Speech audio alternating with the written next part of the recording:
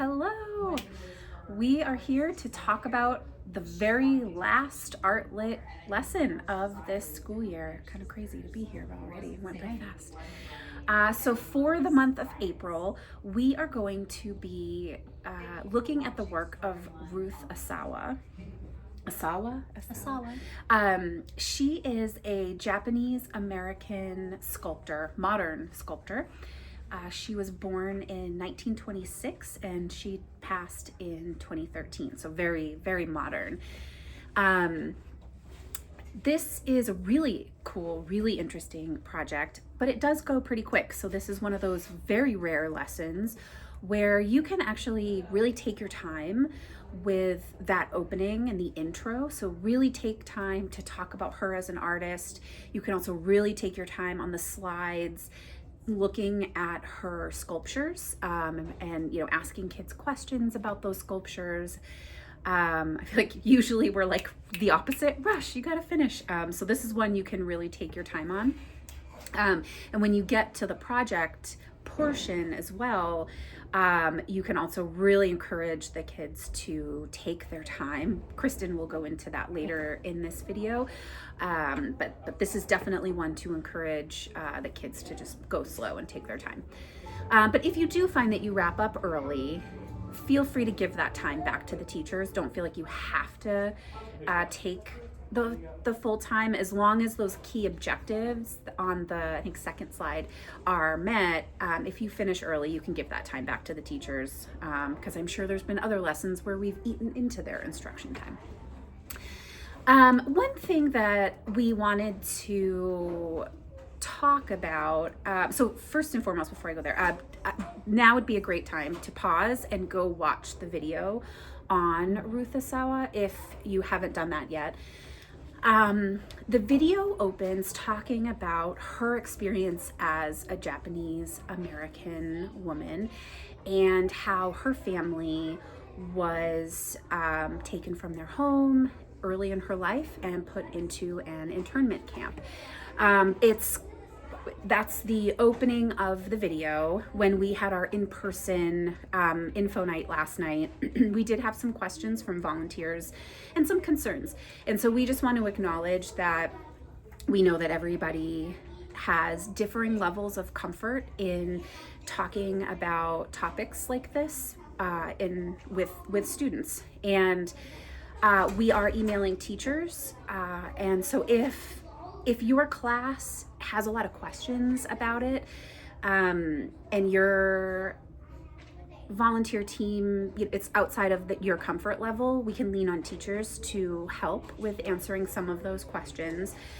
So in that email, we'll be giving the teachers a heads up that this conversation is about to possibly come out and that kids might have questions, but we're gonna We also want to, and this is guidance that we've gotten from the district, because Kristen and I, we've talked to the board at the district level about this as well. We want to acknowledge that, this was part of her life, but we also don't want to use this time and turn it into like a full-on history lesson. So as volunteers, kind of just help find that balance. Again, some classes may not even have questions. This is really just if there's a lot of questions about what does that mean or why did that happen, feel free to answer those questions or lean on the teacher to answer those questions, but also kind of keep an eye on the clock and keep yourself rooted in the objectives on that second slide. That's really what we're here to do with the students, rather than turn this into like an hour-long history lesson. So there's just some reasonable balance to find there, but we do want to make sure that you have support if there are lots of questions and it's outside of your comfort zone. Please reach out to us directly if you do have any questions specifically about that, and we can get back to you. Yeah. Okay. All right, so we're going to move now into the project, and Kristen will walk us through what that is going to be. So our project is, I'm going not to go into all of the detail about this because I want you to watch the video, and it's very self-explanatory in how to go about doing it. But I want to talk to you a little bit. This is our there's a wire sculpture, and each of your classes, there's going to be a bag of wires counted out for your class. There are 2 little bundles per kid that are 6 feet long, and each kid gets one of those, or gets 2 of those little bundles to be able to make. Now, this sculpture that I did, I only used 1 last night, but what we have done is we have balloons. They are latex-free balloons, so they should be good for all kids, and we want you to blow them up to about the size of like a navel orange. You can see that sometimes they deflate, so we cannot blow them up for you, because you kind of need to do that either that day or like maybe the night before. But this balloon was that size last night at the thing inside of my thing, and overnight it deflated to this. So what we have is on the counter, and I'll show that to you in a minute, but we have the balloons on the counter, and we have pumps for you. These pumps are kind of loud, so we can't do them here in the Artlet closet with the open ceiling. It'll be too disruptive for classrooms in the library. And so we have 3 of these, and there's never more than 3 classes going at a time. So we're asking you to either pop in and go blow them up, or pop in the afternoon before and grab them and blow them up that morning before you come in. So somebody on your team will need to come in and do that. I suggest pumping up a couple extra just in case this happens over time. Some of them hold and some of them don't seem to hold. And real quick, on the size and why we're recommending the navel orange size is that will have, the balloon will still have a little bit of give. It's kind of a thicker material versus, one that's blown up. It's thinner, it's gonna pop a lot easier. So we're finding the that smaller that you have, the better chance of the kids being able to manipulate the wire around it easier without it popping. Okay. Yeah, so make a few extras just in case that happens. Encourage the kids to go really slow. Now, I did this one super fast, and you can see it's just straight lines, and the example on the video has just quick straight lines. And fast was like 2 or 3 minutes. Correct. If that. Like it went real, it could go very quickly. But some of our volunteers, we tried different things. So this one, I'm sorry you can't see this very well. There we go. These, they put the balloon around and then they spun it. And this is much more like what Ruth Asawa did. She was intricate about twisting her wires. One volunteer twisted the wire ahead of time. Sorry again. She twisted the wire ahead of time in a big long thing and then laid that around a balloon. And these were, somebody took a second, their second 6-foot wire and made kind of in her actual sculptures where she made multiple ones that connected to each other. And so I thought this was great. Another idea is that we have a whole bunch of extra pipe cleaners. And so I've put them on the carts. And the idea is to either use the pipe cleaner as your hanging thing. You could do this, you could do both. Or you could use some of the pipe cleaners weave through. Now, just so that there's enough for the whole school, I would encourage you to have the kids choose maybe 1 or 2 pipe cleaners in the classroom, just so that there's enough for others at the end of the month. So I think that's all for the project. Ooh, I have one more thing. There's more. Latex-free balloons are notoriously more difficult to inflate than their latex counterparts. So I would definitely recommend that you, each balloon, the more you sort of stretch it, it's going to help it to inflate a lot easier and more consistently. So it adds a couple extra seconds, but the inflators go real quick. Yeah, I mean, like a second blows up a balloon that size and you have to deflate it and tie it. So it shouldn't take you too long to inflate the balloons. Feel free, if you have your own inflator at home that you know that you can use, feel free to use that and just come in and grab the balloons from the closet or from the table or the counter. I have some Ziploc bags so you can put your 25 or whatever balloons in.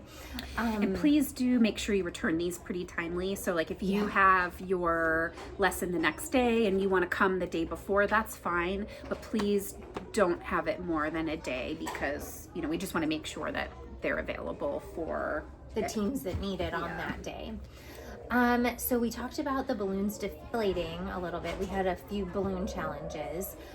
Some of them actually would pop a little bit too soon if you blow them up too far in advance. And then or while the kids are actually like the wire pops the balloon. Oh, the wire actually accidentally pops the balloon. And then here is the cutting technique. At the very end, your wire is wrapped all around this balloon, and in order for the balloon, because we have kids who have sensory issues in the classroom, in order for there not to be a whole bunch of exploding balloons, an easy way is to kind of pull that top area and then take your scissors and just cut really gently a little piece at the top, and it'll slowly deflate. And it's quiet. And it's very quiet, like there's no sound, right? And so that'll help out with the classroom situation of exploding balloons, because it can be scary for some people. Very exciting. You don't need to hang these up. We would like you to actually just, here's my example. On the cart, I have labels, or I have masking tape, and you'll have the kids write their name on that and put that around whatever hanging thing that they're putting on. And they're taking these home that day. But before they take them home, we would love for you to take a class picture. So everybody stand. Here, Jordan, you hold yours. Take a class picture with all of the kids. Send that picture to the teacher, and they can include that in their newsletter that week, so that the parents can see the sculptures that all the kids made. Leave last month's art up. So don't take it down when you come in. Leave last month's art up for like 2 reasons. We will tell you in about 2 weeks what you're going to do with it. And basically we are going to be submitting that art to the art festival, the Lake Oswego Art Festival, and we'll talk about in that video what we're doing for the end of the year portfolios too. So that information is coming, but please send these home and leave up the flower vase art, impressionist art. All right. Okay. Do I do a cart tour? And I want to do a cart tour really quick. All right, so on the cart are just a few examples, 3 examples. You also will have your accordion file, and in your accordion file is always the cart copy of the notes. Can you please make sure to get these back in? Some of them went missing last time.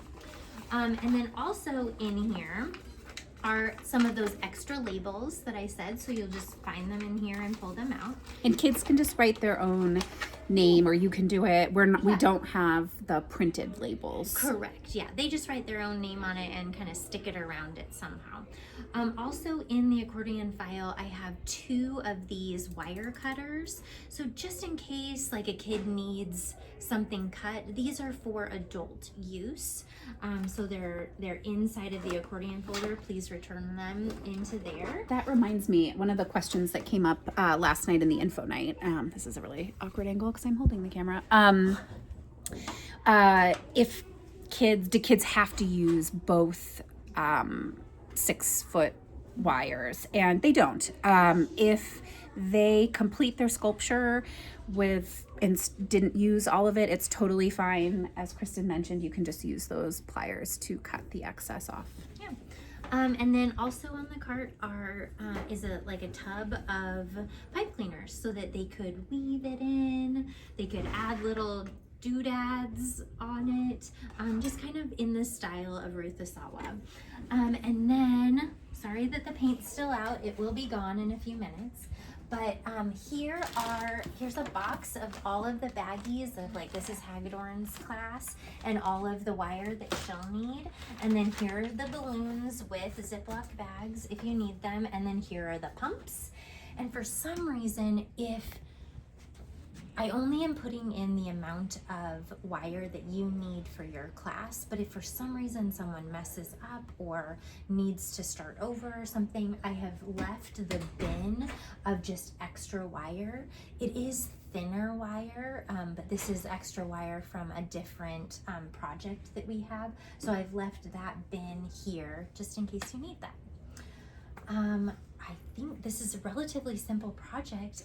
Thank you, and I just hope you guys have a lot of fun with it. And again, I encourage you to let them make more detail on theirs because it won't take long. Bye!